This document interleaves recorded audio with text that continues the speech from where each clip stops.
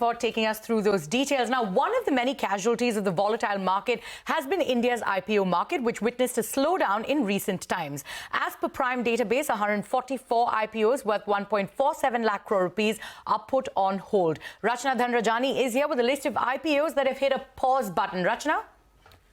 That's right. India's IPO timeline has hit a major roadblock. A staggering 144 companies with public issue plans worth 1.47 lakh rupees are currently on hold. Of these, 67 firms are waiting for SEBI's nod to go ahead. This is according to data from Prime database. But the slowdown is not just on paper. It's visible in the numbers as well. January and February saw just 16,000 crore rupees raised from 10 mainboard IPOs. That's a sharp 37% decline from the previous month, December 2024. And in March, the IPO market came to a complete standstill. Not a single mainboard issue was launched. This reflects the deep freeze gripping India's primary markets. Several high-profile names have either delayed or scaled back their IPO plans, citing market conditions, valuation concerns and regulatory delays. Start with Ather Energy, as we've been reporting for weeks now that the electric two-wheeler maker had initially aimed for a 4,000 crore rupee IPO. But that number has now been revised down to roughly 3,000 crore rupees. Its valuation has also taken a significant hit from initial 20,000 crore, then revised again, and now it's again at 12,800 crore rupees. That's what we're told by our sources. Ather has already filed 2 updated DRHPs, pushing the timeline for the launch to finally end of this month.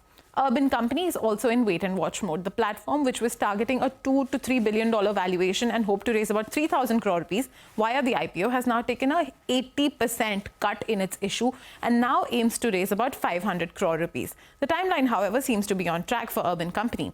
Another much-anticipated one is Milky Mist. The dairy major is moving forward with its IPO plans and has aimed to raise about 2,000 crore rupees by the end of this year, backed by 50 crore rupees in profits that they made in FY24. The company is also working on pre-IPO funding round to shore up investor confidence amid the current volatility and ahead of their launch, of course.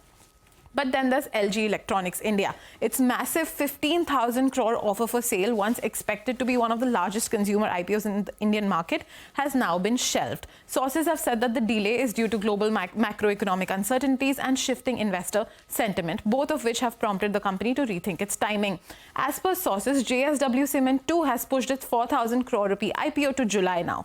Zepto, that has been much spoken about in the IPO circles, but is now in process of adding more domestic names to its cap table and is so conducting pre-IPO rounds.